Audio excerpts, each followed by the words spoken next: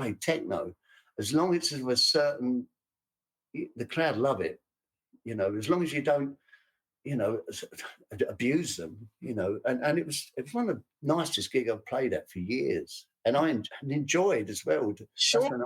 And I can imagine, because you're a bit older than some of us, in the sense, in the time when, let's say, for around the time of 77, 78, when this disco thing was at its full glory, okay?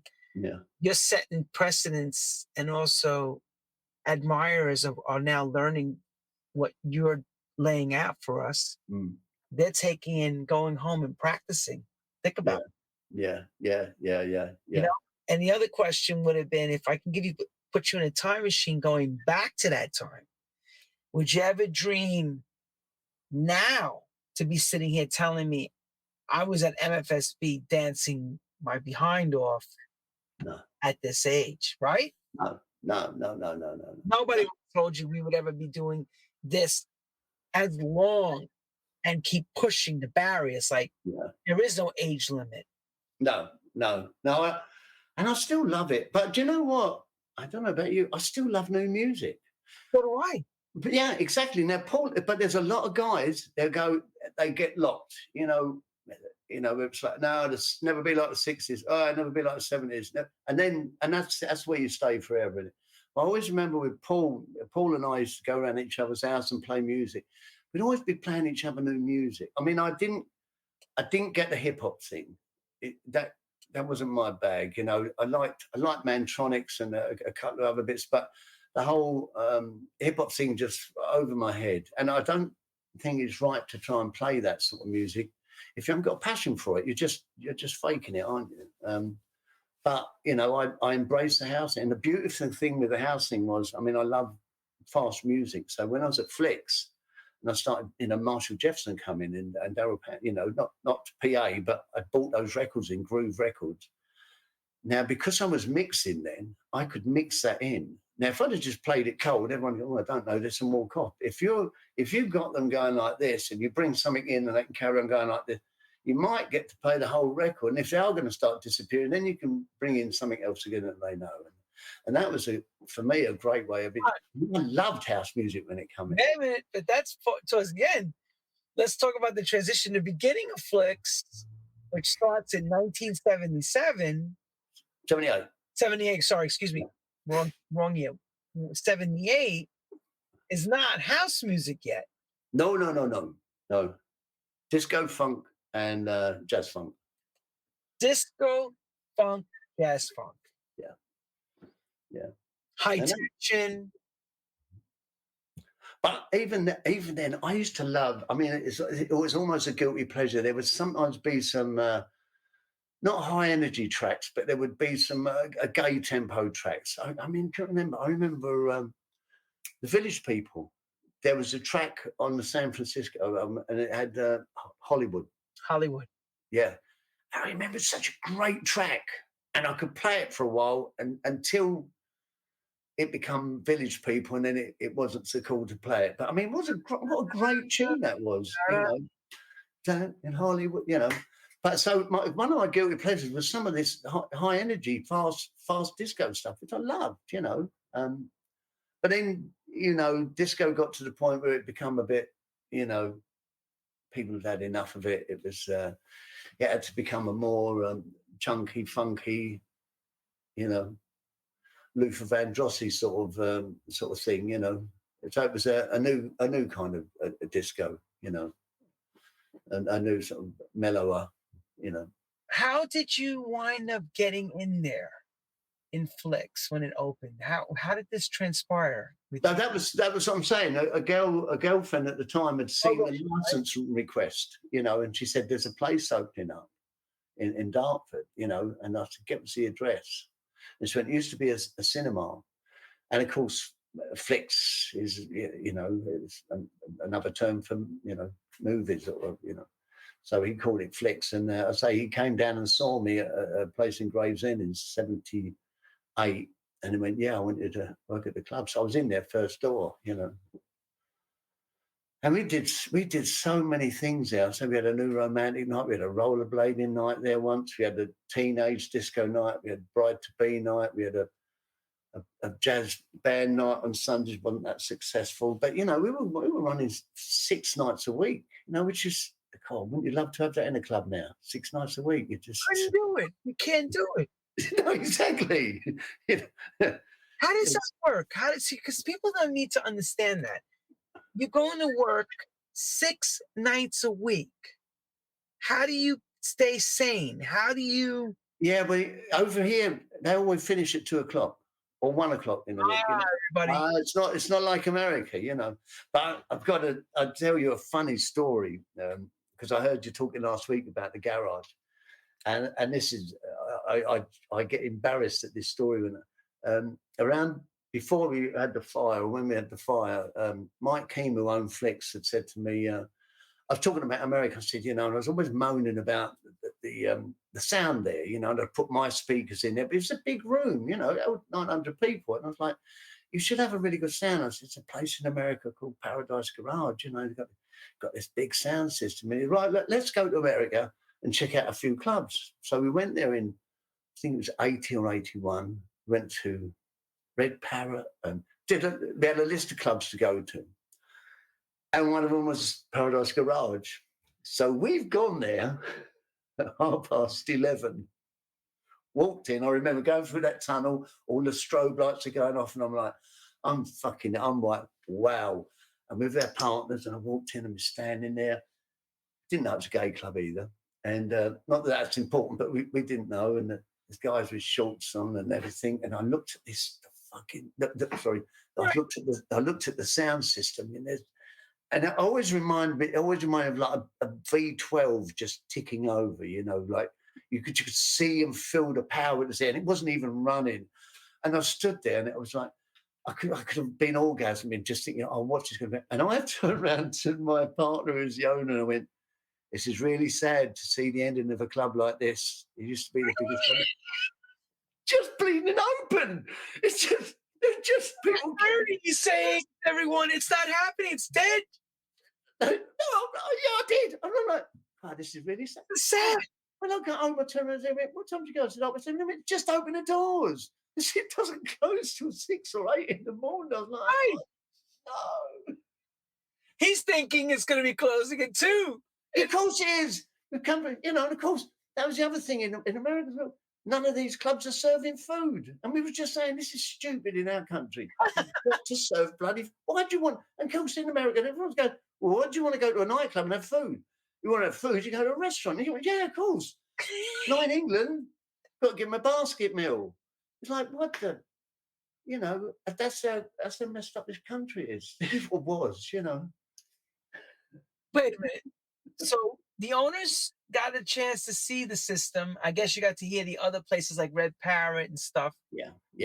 We did, and I'm going to be honest. Mike Keane was a very forward thing. Look, he the club Baby Pink and Baby Blue. The vision that he had. Everybody, hang on. We did. That's a retrofit.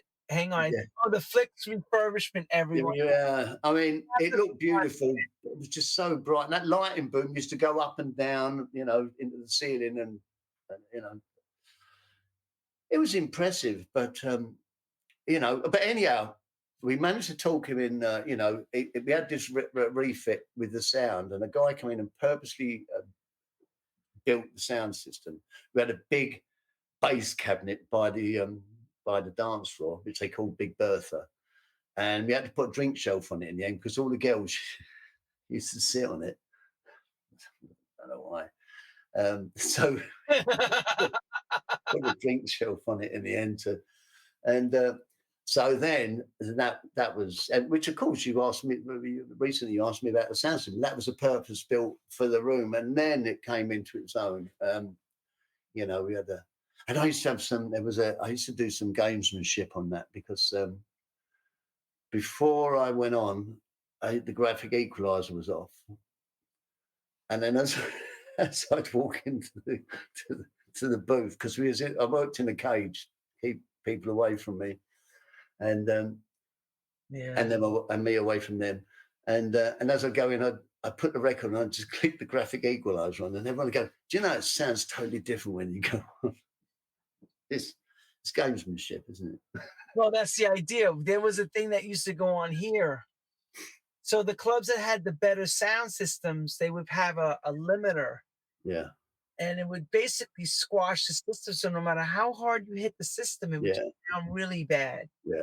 And of course, if the DJ was his home, he'd have a little pen and he'd just go, and the system would just go Bang! it would go crazy. And this is what everybody said. Now the party begins. So the other guy opening up sound like terrible what they did to these guys. I remember, it was terrible. Yeah, but it's a control thing. Of course it is. You know, and look, it's all the time. You play, so he got on and he popped that thing, and the system would be like Bertha roaring. Oh God. Yeah, but I was interested in listening to you. You were talking last week to the guy and talking about being pestered when you're working, and I was blessed. You know, once I started working at Flix, there was a cage and there had a lock on it. The guy used to warm up for me, would be at the cage, and he wouldn't pester me. You know, it just talked to people and everything. So I kind of got on with it. I couldn't have dealt with it in all of. I can't deal with those people coming over. You know, yeah, but look, they want to get near you. Hey, they want to be up in that booth. They want to be seen near you. Yeah, I know, but I'm working. You know, I'm working, and it's a distraction. But see, here's the question I ask everybody, because I deal with this all the time too. Do you sometimes feel like you're a bartender when you're working in the booth? When you have too many people, like you feel like you got to say, "Hang on, everyone, wait, you're going like this. Hold on, do the mix, and then turn back around and start talking to everybody again, and then trying to be doing this at the same time." It's pretending. Yeah. Sometimes, I mean, look, there was one guy who used to come along our deal, and he was really good, and he always praises me as being one of his mentors. But the beauty of him was he would come in, sit down in the corner by the lighting control, and he wouldn't talk to me all the way through. And I always thought, now he can come in every week, because he didn't distract me, you know.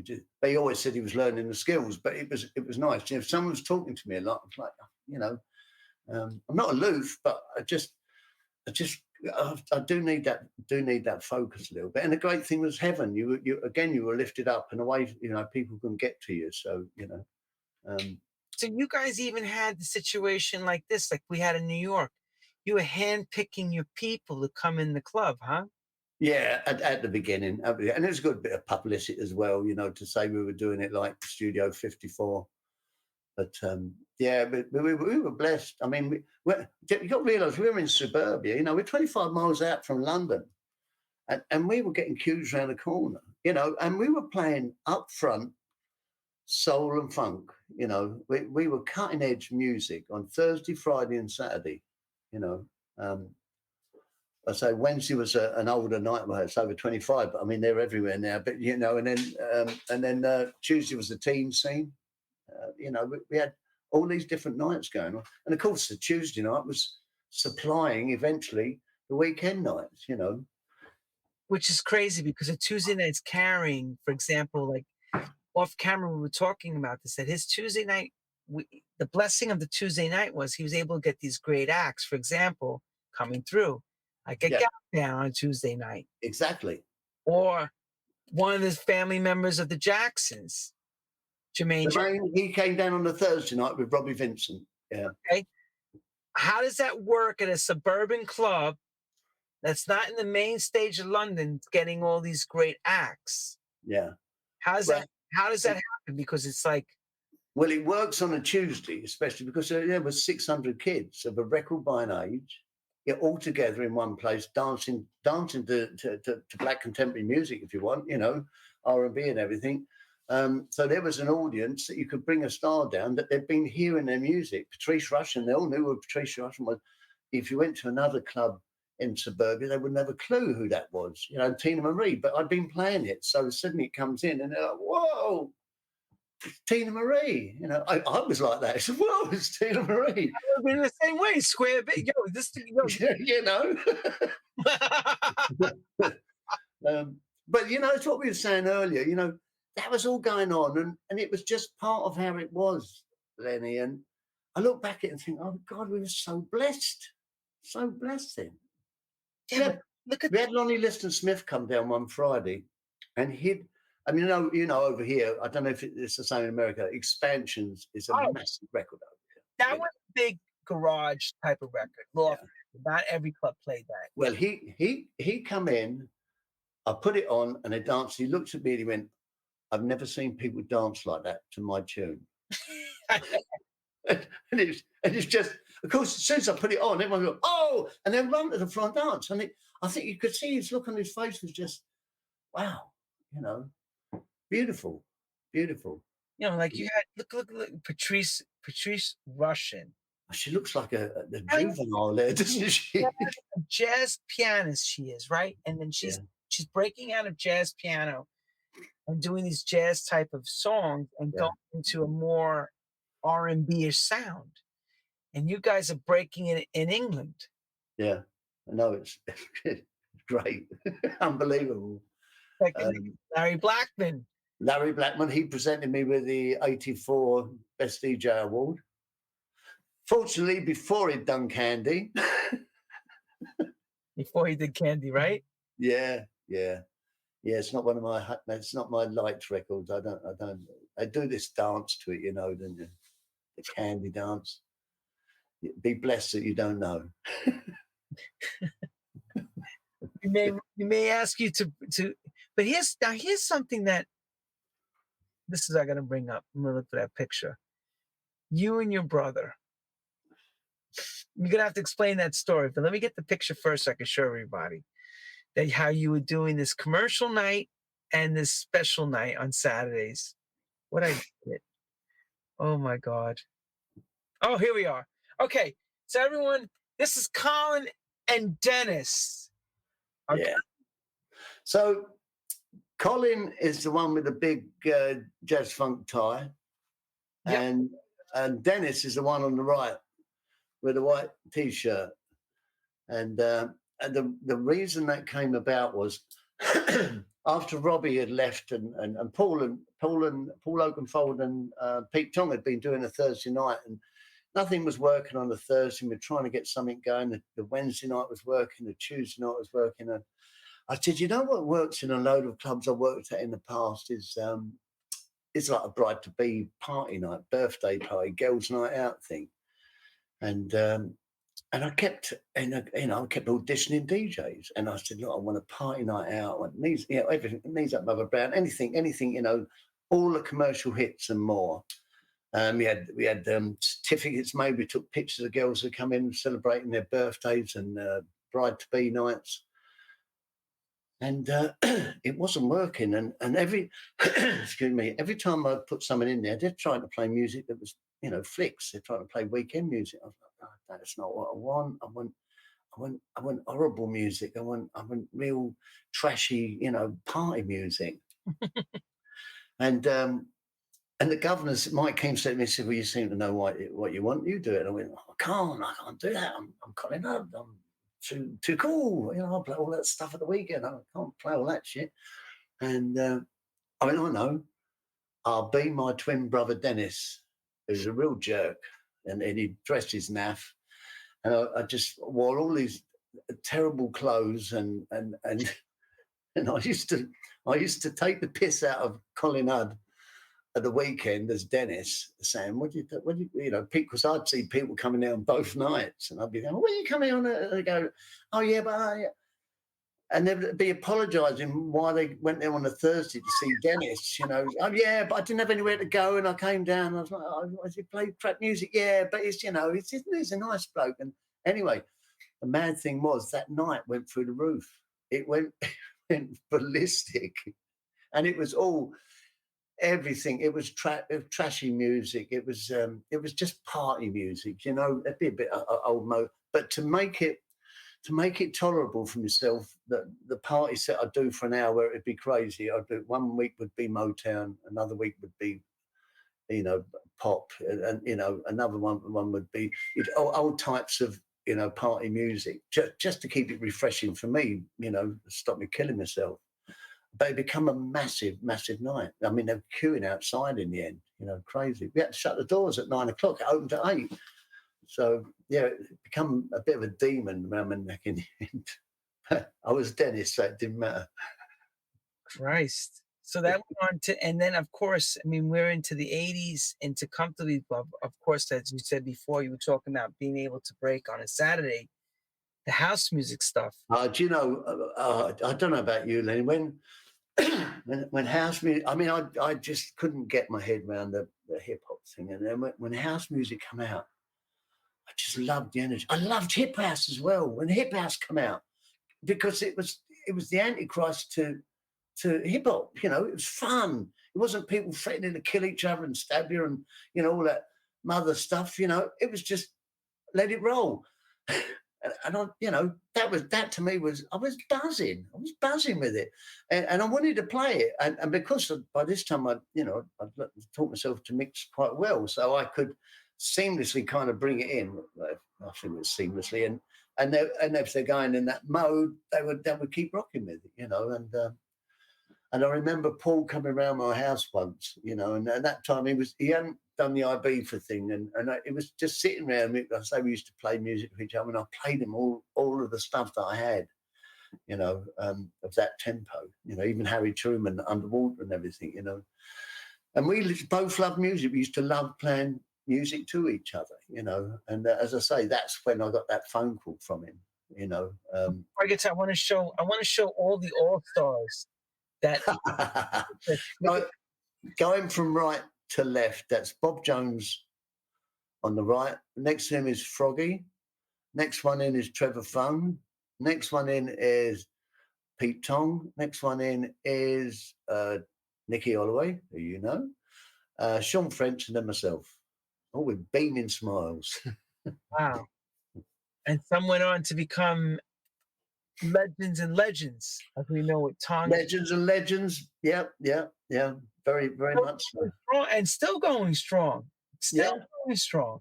And probably still in their 50s. Yeah. Still in their 50s, right? Everybody's still in their 50s, going stronger than ever. But, this is where, okay, so then, you mentioned about you and Oki. These two made it to Wembley to play. Yeah, that was really funny. So, we'd done that. We did Spectrum, and then after the Acid House thing blew out here, we went into Land of Oz, and then I remember Paul phoning me up one day, and he went, he said it was in 1992. He went, I've got a gig for you next summer. I went, what's that? He went, he said, you're playing for 30 to 100,000 people all over Europe, all through the summer. He said, I can't do it. I want you to help me out. And I went, okay. So I leave you to think about it. I went, okay. And I'm sitting there and I'm thinking, some of my thought patterns. And I thought, someone's got a really big rave scene going in Europe. I don't know what it is. And I couldn't win. Anyway, he phoned me up the next night. He went, you fancy? I went, yeah. He says, with you too. Anyway, I'll let you get your head around that. And that was it. To the poster. Get you out, everybody.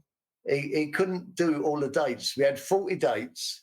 And he said, I want you to do it. He said, because, who do you get to, and of course I took it on. So can you imagine? We did. I mean, one of my favorites was I walked down. I didn't send you that picture, and I should have done. Do you know the Berlin Stadium where Hitler blanked Jesse Owens? Yes. Yeah. I've got a picture of me standing beside Jesse Owens, and as you walk down this long concourse, and you can even see the black bit where Hitler was sitting, And I was in that stadium that night, It was a pinch me moment, I mean? So I did 20 dates all around Europe. So a couple I did with Paul, and of course on the dressing room door you had that Colin Hudd Zooropa on your dressing room door. And it's a funny story. Once I was in Cologne, and I walked across from my dressing room and said, Colin Hudd, across the road from me was Lou Reed. on the dressing room opposite me. And I'm standing there, and I'm still a fan. You know, I'm a fan of music, Lenny. You know, and I stood there and I'm having my moment. I'm looking at, I'm opposite Lou Reed's dressing room with Lou Reed on it, and a girl come walking along from Stereo MCs, one of the backing singers. She went, "What are you looking at?" I went, "It's Lou Reed," and she went, "Who's that then?" And I thought, oh, she's just a young girl. Do you know what I mean? And it's one of those moments, you know, who's Elvis? You know, and it's like, it doesn't matter. Don't worry about it. But yeah, I know. But that's what you're dealing with, everyone. Look at that. That's Fine Wood Stadium. That was our first night at Fine Wood Stadium. Cracking that door open for you too. Yeah. And respect to you too, because they treat well. We were artists. We were on the same tour. I was on the same plane. You know, they talked to us. They were having a crack with us all the time, and they treat you like they're equals. You know, and really lovely guys. And you're on it. So what we had to do was we had a 45-minute in between one band, and then 30 minutes in between one band, then 45 minutes in between the next band, which was you too. You know, and. Crazy moments, but to come down, at the end of the tour, can you imagine? You know, you've had motorcycle escorts, you're on the U2 plane, you've had fans cheering, everything. Suddenly you're indoors, back in Essex, in your flat, feeling flat. Loki phoned me up once and went, "We need another tour." I went, "Gosh, it's terrible." And I spoke to a friend of mine, Finton, who was the stylist, and he went, "Yeah, it's you got to be careful of the crash." Yeah, we were all jealous of all of you, and we were all jealous because we said, "Man, DJs are on." That was the first of its kind. I know, and you know, opening before this ever happened, and they were groundbreaking. I mean, for you two to do that, to embrace dance music. You know, and we started playing, you know, me and Paul talked about what to play. We started playing a bit of rock music, and Paul walked up to me once and he said, "The band is saying, look, we don't need to play rock. You know, we are the rock. You're here to do something else, you know." And it's cool, you know. They're actually saying, "Look, do your thing. Don't do our thing. We're a rock band, you know. We've got rock artists coming on, you know." Oh, you could have came out like this and gave it, you know, in confession time and asked everybody in Wembley. Fancy dress nights, yeah. Oh, yeah. Father, we need help, Father. Can you help us? I can't remember. Did I send you that one? I shouldn't have sent you that. The Kaja Gugus. That's British people know that. You probably. I mean, that was Kaja Gugu. They came down one Tuesday night, and next week they were #1 in the charts. Not because they'd come down on the Tuesday night, but you know that's how crazy it was. That's because you played the record. Everybody went to. No, I did not play. Never heard the record before they got there. But of course, once they'd been there, you know, I had to play it for a few weeks. But yeah, that was crazy. You know, but very distinctive look. You know, he's had everyone. Look, he's been around Sarita, Stevie's ex. Stevie Wonder's ex-wife. I think we all think this is Evelyn Champagne King. Yeah. And the fella behind them, we're not sure. We don't know. We don't know. It's just looking moody. You know, that's Oliver Cheatham. You know, I'm really appreciating those braces you have on, the suspenders. Yeah, no, I used to go for a look now and again, but there you go. You're earning enough to have the wardrobe. I just. Those days they didn't pay the DJs the same as they pay them now. No, I used to like dressing up a little bit, you know, as you can see. Not dressing up, but, you know. But you were always, you know, we would say, right, tight for the night, you know? Yeah, I like that. Yeah, perfect. Right and tight. Right and tight. Look at this one, everyone. See this big speaker? This is the reason why he mentioned before. When he put this picture up on Facebook, that's Shalimar, okay, performing at Flicks. First question I asked him is, we knew who the people were. The question I wanted to know was, what American designer built the system? Because I'm looking going, that's an Altec Lansing. No. He goes, no, you're right, but no, it's not that. I'm like, I need the story. Yeah. Tell us a story how that was the custom built sound system, you know, because we'd come back from America. We'd obviously seen Richard Long's outfit in the tunnel, which, you know, and I heard you guys talking last week, you know, what a club. And I just still can't believe I left at 12:30, thinking it was the demise of this club that was about to close at 2. We went into this place, looked like a parking garage, empty. Oh gosh. Yeah. But so, you know, Mike had seen it, he'd heard it. He was a forward-thinking manager, and we went in there and we got a team in to make an impressive. You know, we were an impressive club, and as I kept saying, you know, if you're going to be the best club, you should have the best sound. We had great lights. We had some of the best lighting in there, you know. But people don't dance to the lights, do they? They dance to the sound, don't they? You know. So we had a great sound system, and I mean, and we were playing great music as well. So he put it all together: great club, great music, great sound system. And of course, when house music came along, it sounded fantastic on that system. Because those records in the beginning were not mixed that great. They didn't sound so great. So you need a really big system because they were very bottom heavy. Yeah. Do you know who blew me away when they came down? And I think of all of them that come down as a DJ, Mantronics turned up one night. Oh, Curtis Mantronic. Okay. Yeah. And they come in, and you know when you just sit there and like, I just crossed my arms and just because they said, "Do you want to go on for a bit?" I mean, yeah. And I just sat back and I thought, wow, you know when someone takes it to the altar, it's just do what you want. He was the hot guy at that time. Yeah, it was fancy, you know, it was fancy, and it didn't seem difficult. It just did what he did, and I you know, a bit like when Yogi was on, I was like, yeah, take me to church. Right, you got to get the church moment. Yeah. And then, of course, good old Ramsey Lewis. We just lost him this week at the 80s. Yeah. And Jeff Young.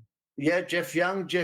Actually, Jeff put a post on Facebook. I didn't know Ramsey had passed. And, of course, I knew I'd sent you this picture because we had Ramsey had come down and, died, 2 days ago. And, of course, Herbie Hancock come down as well.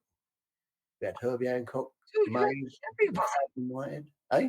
Yeah, had everybody coming through. We had I mean, can you believe Mays turned up? Mays turned up. God, I was selling some record once, and my mate brought it back and said, "Do you want this back?" I thought I had a couple of Lies in New Orleans albums. He went, "Do you want this, mate?" I went, "No, I've got 2, but this one's got autographs on it." I went, "No, yeah, you can have the other one." Right. It's fine. Yeah, we had everyone. We were really, really blessed. We were very lucky. Robbie Vincent was very powerful, and him and Jeff on a Thursday night, they were going. You know, it's like that picture of the fancy dress I sent you. That was 99% people turned up on a VE night dressed up, you know, as American GIs or. I'm going to show. Please, no one get offended. It was just a dress up, okay? Yeah. I want you to look.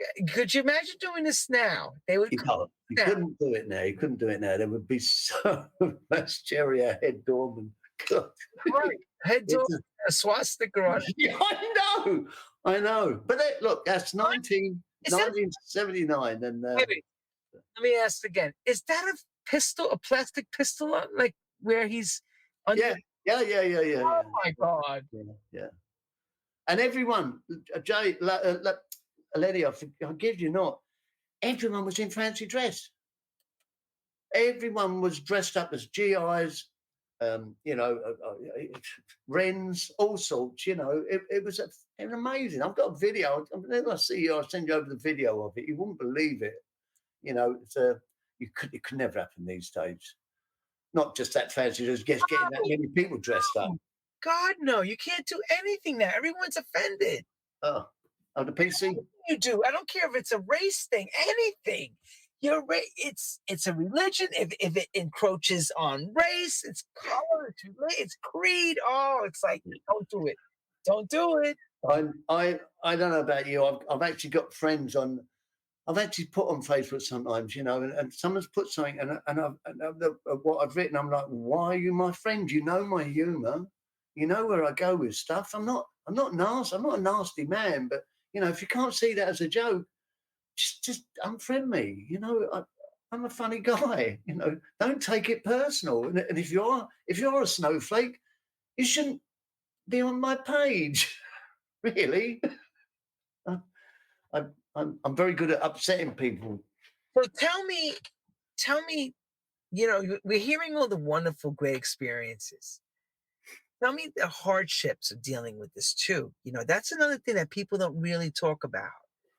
You know, getting the, you know, music changes, bad changes. Some of us lost jobs over things like that. Look, I'm not ashamed of it. I discovered alcohol at some point. Yeah. You mean brewed it? No. What happens? I was generally, you know, I wasn't a drinker. I had a DJ, you know, I'd have a couple of brandy lemonades and then drive home. But I was going through a breakup, and it was like the only person going through this breakup with my wife, you know. And I remember every time I'd get a bad letter, I'd turn to drink. And one of the worst things I did, and I'm not blaming it, was in the house scene. But at this time I was working prolifically on the house scene. And a friend of mine, Nobby, I remember saying to him, "Do you want to be my driver?" And he went, "Okay." And I paid him to be my driver. Well, it's the worst thing that ever happened, because suddenly I could, you know, and then I heard someone behind me sniffing something and then saying, "The great thing about this is you can drink as much as you like." And it turned out they were right. And so my alcoholism started evolving, you know. I mean, even through U2 experience, I knew, not becoming that, I knew as an alcoholic, I knew I had an issue, and I'd walk into the dressing, you know what a rider is, Larry, I know you do. I'd walk into the dressing room, there would be my rider, which would be a bottle of wine, a few cans, I'd just take my jacket off and I'd throw it over it so I couldn't see it, because I knew if I started on that, I was in trouble. You know, I wouldn't be able to stop, and I couldn't afford to let the show down. So, and I was an alcoholic trying to control my drinking. And I'd say it was, by the time I got to 1999, I had to throw the towel in. You know, suddenly the gigs were disappearing. I was, you know. Also the same with Nicky Holloway, too. Nicky Holloway, believe it or not, he phoned me up once, or I phoned him up about something, and the end of his conversation was, because he'd got recovery by then, or some sort of recovery, and he phoned me up and he turned and said, "I'll be honest, Cole, I don't know anyone needs a 12-step program more than you." My eyes. Yeah, I mean, you know, the signs were coming. I had a friend of mine come round once after we'd been out, and he said, "I can't go out with you anymore." And I went, "Why? We had a good laugh last night." I mean, "Yeah, we did. You're a liability." He said, "If I'm honest, you know, I'd do anything else with you, but I can't have a drink with you anymore." So, you know, I'd say about 3 months after that, I was in the rooms of a certain fellowship that remains anonymous, you know. And then started building. By liability, I can't see that you're a fighter. You're not a ball. I can't see you brawling. No, it's my mouth. Oh. Okay.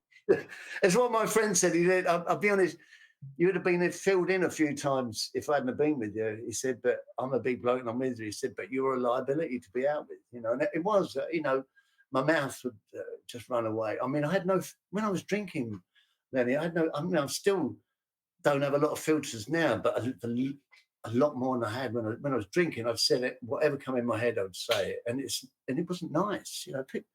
It's everything you think people don't need to hear, you know. Obviously, and this is what I tell people about alcohol and drugs. The gates and the filtration system that would make you stop yourself from saying it are no longer there. Yeah, you know, it just what? Mm. And then once it's I always say, it's like once you throw the stone through the glass window and it shatters, there's no way of putting that back together. No, exactly. No way. So that, you know, I thought, fortunately, I'd sought help, and then slowly, you know, I gave up for a while, and then slowly I've sort of started picking up. I started picking up the piece again, started making music again, and so when one's career is this career, you know, and I want to show this to everybody. Look at the weight of the world you're leaving. This is the weight of his world. You know what I'm saying? This is what he's dealing with. This is the kind of stress he's got to deal with on a day-to-day. When you're leaving this lifestyle, you know, and I understand you're married and stuff, of course, it's all in good humor. What does one go and do? Like, what did you find yourself occupationally doing? I did. I just. I went to Thailand, like you do, and I did a. Who goes to Thailand? Yeah, I did a TEFL course. Unless you're retiring and you're looking for a new wife, I get it. But most of the time, you don't go to Thai. Well, funny you should say that. But I went to Thailand and I did a TEFL course, which is teaching English as a foreign language abroad. And by this time, I had a lot of 12-step program running around in me, and I was slowly becoming kind of employable again, you know. And I was teaching kids. I was teaching kids English. You know, this Essex boy, you know, was in Thailand teaching English to 12-year-old kids, and I was teaching business English, and you know, and as I say, I suddenly become. It was a really funny. A friend of mine, Ray Keefe, was appearing in Koh Samui once, and the person I was with, I know this guy, and I remember walking, and he looked at me, and he's the one who's always credited me for his part of his career. He's a jungle DJ now, and he mouth, "What are you doing here?" I was like, "What are you doing here?" And funny enough, he's the guy you might have seen the interview. But credits me for starting. I mean, how can I influence someone who's become a jungle DJ? Jungle drum and bass. I think it was because when I was at Land of Oz, to mix things in, you know, with the tempos, you had to be cranked right up. Everyone said to me, "You always mix +8." I was like, "No, I don't. It might be plus a lot, but it would slowly be going back down again to make it sensible, you know." But I think people had this thing, but I would mix very fast all the time. In tempo wise, or just move changes? Speed of one record. I wanted. Sometimes I wanted. Boom, boom, boom, boom. I get excited. Yeah. Once a crossfade was going, if I had 2 bits, I could cut and chop. This is the reason he sent me this. I have to show this. Now it makes sense. See, every picture has a story. This is what he was known for.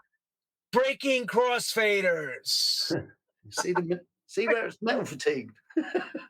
You know, people go to war. He gave that thing the war. Oh, which remember, it's a moment. When I walked in one Monday night, and these the 2 sound guys come up to me, and they was just so polite. They loved the music and what we did there. And they went, "Oh, please, Colin, it's costing us so much money. It's the 3rd time we've had to replace this crossfader. Can you just please try and be more gentle?" You know, and they were so polite. I think it was the last time I broke it after that, because they were just so polite. I've still got that crossfader. It's out in my kitchen. The important part of this is, to the people on the stand, you know, the alcohol and all the substances around all of us is very easy. Yeah.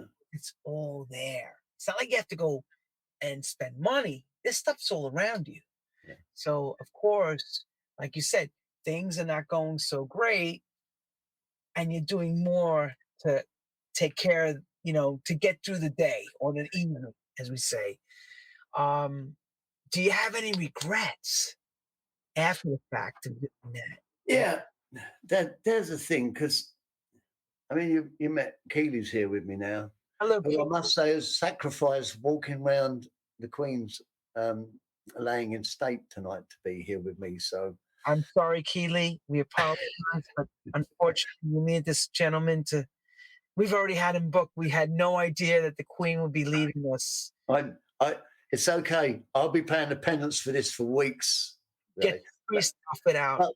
But what was I going to say? Look, the thing is, back to your question. If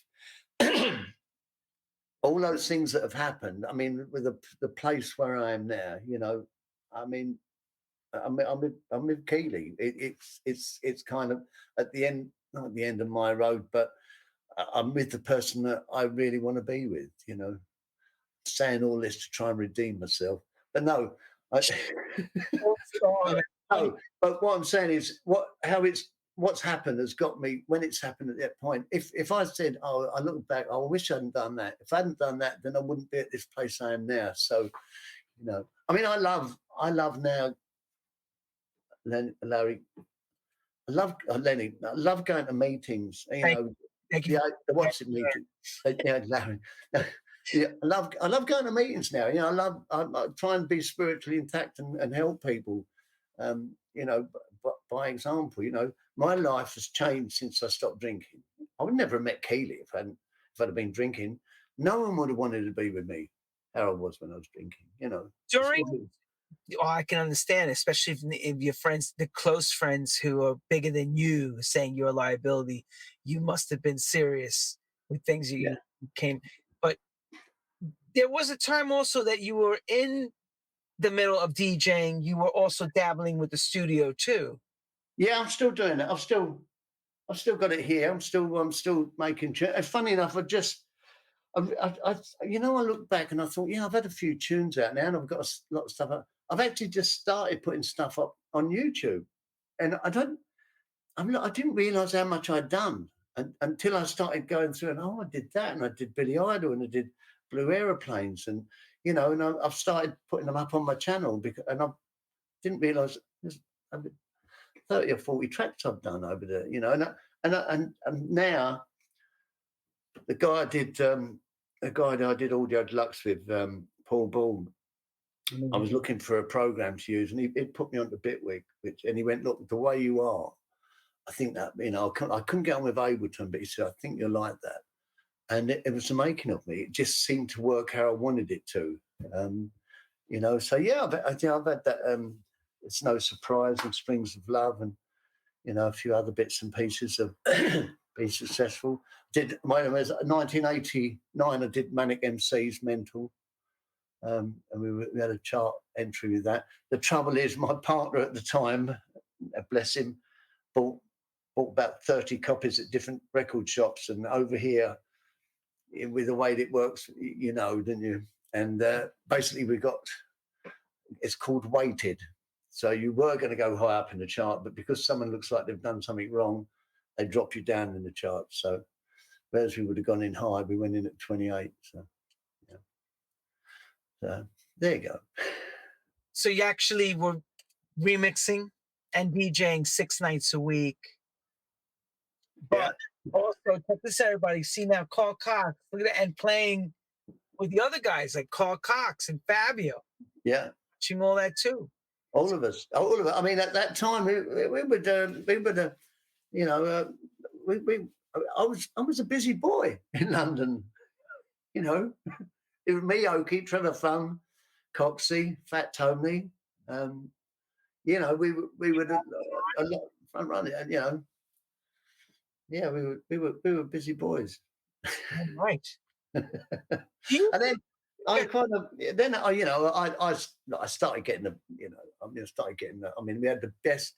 I used to do a Legends on a Saturday night in the old Burlington Street, and we used to drive there, and I'd look up at Piccadilly lights, and I'd say to my mate who was driving by then, I said, we're going to the best club in London on a Saturday night.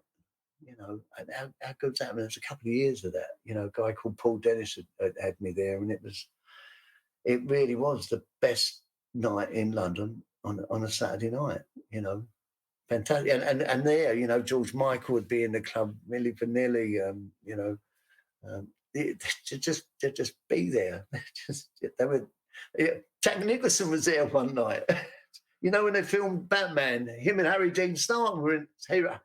Harry Dean Stanton were in the VIP bar in Legends. You know, it's just. And someone says, "Go and say, well, no, I was working." You know, I mean, I've always I'm not a star shagger.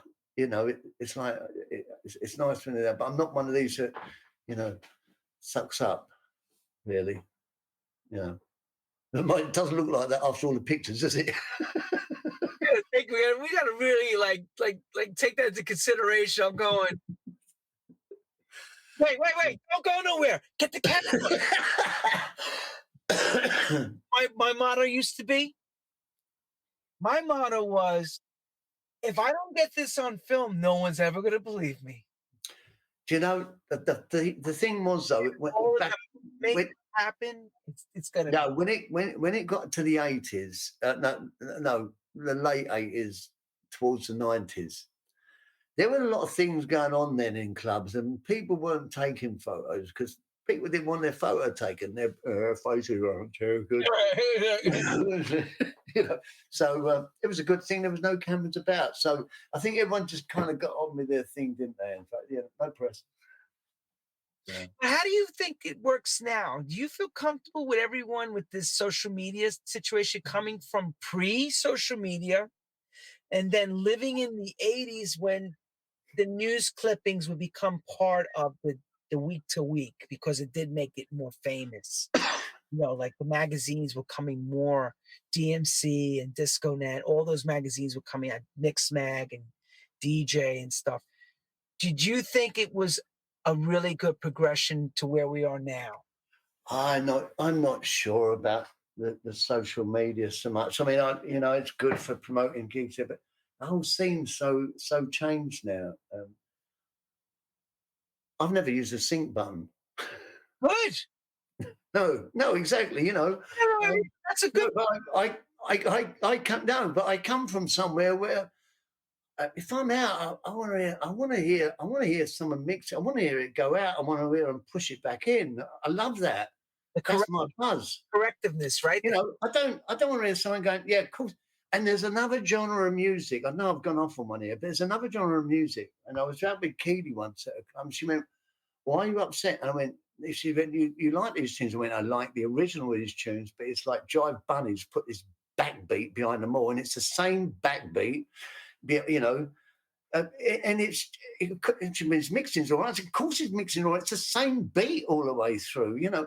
It's like, it's for me, it's soulless, you know. And it was. I taught Keith during the lockdown here. We were doing, obviously she got a hair salon and it got shut down for the hair salon. So all this equipment up here we took to Keely's in the hair salon, and we were doing broadcasts and everything. And equipment, everyone, you bought the whole. Yeah. So mainly it's CDJs. So so I was doing a broadcast and I was going in there mixing up, and she said to me one day, she went, "Can you show me how to work it?" I went, "Yeah, sure." So, you know, introduced her how to play it, boom, boom, boom, left her in there. I was in the other room watching the telly or in the house. And then one day she come in there and so she went, "Yeah, it's all right." She said, I said, "What?" She went, "No, that's not everything, is it?" So I said, "What?" So she went, "Well, that other stuff you do." I went, "Oh, well, you want to mix?" And she went, "Yeah, that looks like fun." So I taught her to mix. And you know, it's like if you've ever talked to someone, she was in there one night, 6 o'clock in the 6 hours. She came in, it was dark outside. She went, "The lights are gone." She went, "I didn't realize the time." I said, "No, we knew you was in there." But you know, when someone cracks it, the joy of mixing, and she'd cracked it, and she was enjoying it, you know, putting it on. And then, and I bought her, she bought her a controller, you know, and I showed her, well, this is the way you can do it. You can run it off your computer and everything. And she's trying to do it with that. And of course, I taught her how to do it with split queuing because I have one tune playing there and the other playing in there. And that's how I've always done it. So anyhow, she was trying to do it. And I said, "Well, you can press that button there." And of course, it went jump and locked in. And she went, "But that's cheating, isn't it?" I said, "Well, I think so." For what? But there's a lot of people doing it. There's a hell of a lot of guys that are playing with that record. Yeah. And do you know what? It's all right. It is what it is. Look, you know, I'm sure when the first electric guitar come along, there was someone really upset that they've made it electric. I'm sure when the first electric piano come along, there was someone making a fuss. You know, look, things move on. I just know for me, I like hearing if the art of it, I suppose, is what I'm trying to say. You know, someone just playing this, you know, and I bring the family back with a dum dum dum, same beat as the next one that's going to go. You know, that's not something I want to hear anyway. You know, I'm not a purist. Well, obviously I am a bit, but you know, I like creativity, and some of it I find quite Neanderthal. And the Facebook thing, is that there's that picture which you must have seen back in the 70s. Everyone's dancing, and back in the 90s, everyone's holding a phone up. You know, and that's what it's like. You know, even I get it. I was just watching the pageantry today, and I love our pageantry and our Queen and everything that's been done. But everyone's watching it, but they're watching it with the camera up as well. They want the footage to watch later. Yeah, I want the footage. Yeah, but there's part of me thinking there's something about just embracing it, you know. And it's funny, Keely's daughter, I know, has been to that today, and they're not allowed to have cameras with them. And she was saying what a memory it is that she's because that to turn the phones off and everything. So she's actually got something that she's had to soak up, you know. And she said it's a beautiful image, that she's got that image, you know. It's not on social media. She can't put it out there. Hey, wait a minute. No one gets this except Colin Hudd. He had, okay? He had the Queen with him at Flicks. All right? Come on now. No.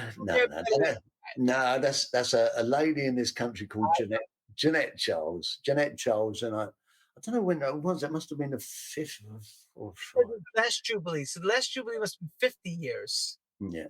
I'm trying to think. That was 30 years ago. Might have been more. That would have been 30, 40. Yeah. It was one of them. It might have been 30. Oh, I don't know. She's look at him. He's got the Queen. I know. There's a picture up on my wall of her knighting me as well in the office. That's yeah. That's as close as you got at your MBE, huh? I know. But yeah, it was great, you know, because it was just we put a lot of time in the things we did at Flicks. You know, as I say, Mike was a great dreamer, you know, he, you know, to do the things he did, you know, to go to America to listen to sound systems on my suggestion, you know, it's a fantastic thing. How many club owners really would go, yeah, that's a good idea, let's go? Because there was a time when club owners cared. Yeah. They wanted to hear 1, 2, 3, shake your body down. Honestly, they wanted to hear it right. Then in the 80s, the bar became the focus. Don't worry about the sound. Let's make the bar look. But if people are not sweating, they're not drinking. No, exactly. I know.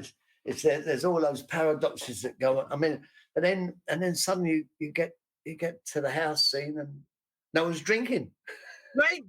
No one's drinking. No one's fighting. The football terraces are all calmed down. You know, everyone's dropping a knee and loving everybody. Say a lot of water was being drank. Yeah, a lot of water, and I think the government thought, hang on, we can't tax water. We need to stop these parties now. It's a problem now. Yeah. That's exactly what happened, and that's why they came up with that law. Yeah. Can't dance in the field. Yeah, exactly. What you given us as I do want to give this a shout to, because there was a moment when I was ringing him during COVID and he asked me to wait. You know, his brother's been next to him through thick and thin, Alan. Yeah. I've got two brothers, Alan and George. Alan used to come along and set the carnivals up with me. George is on the right and Alan's on the left there. And that was our wedding celebration on November 8th in Grays, the blessing. And a month after that, my brother passed away. Yeah, I was just calling in to say, would you do the show? And he says, Len, I can't. I went, oh no, caught him at the wrong time, but you know, you're never ready for that. No, and of course, unfortunately, Len, as I said to you, 3 weeks after his wife died. I mean, if you're making a film up, you say, no, it's getting silly now. You know, I'm not watching it anymore. You know, hey, I'm not going to watch this. Yeah, it's crap. So in that time, you know, there there was two, girl and a boy lost their mum and dad, and there was 5 kids lost their their grandparents, and we were all, I said to you at the time, and I lost my mojo for a few months. I just couldn't. The radio show, I just stopped. I was stopping the week before. I did one more show after my brother passed away because that was my finishing date. And radio, I don't know, but radio's not really my thing. I don't. It's back to that.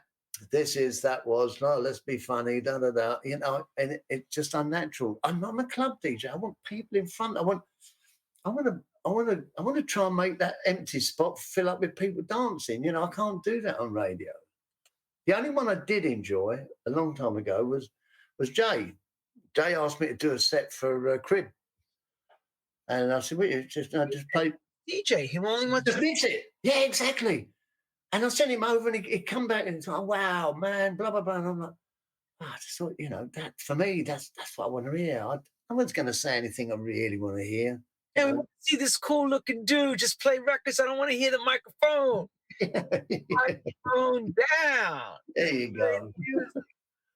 Yeah. Mm-hmm. But you know what? I've had to learn how to. Oh God, I think it was because of the BBC generation thing that happened when the Essential Selection began, and all the guys were going on to radio, and yes, they wanted these dance records played, but they wanted commentating in between. Yeah. The listeners intrigued and locked. But in a nightclub, no, I don't want to hear it all night. A little bit here and there is cool, but not all night. I want to hear the. I mean, we have the, I listen to internet radio, and it's here's a shout out, here's a shout out, here's a shout out. And I'm saying, no, I know you want to embrace your crowd, but, let the record play. And it's small. No, just, Americans came back in the 80s and told us that they went to England to DJ. And he says, you're not going to believe this, but these guys talk all night. What do you mean talk all night? They're barely mixing. They're just playing a record and they're talking in between and play the next record. We're like, why? Yeah.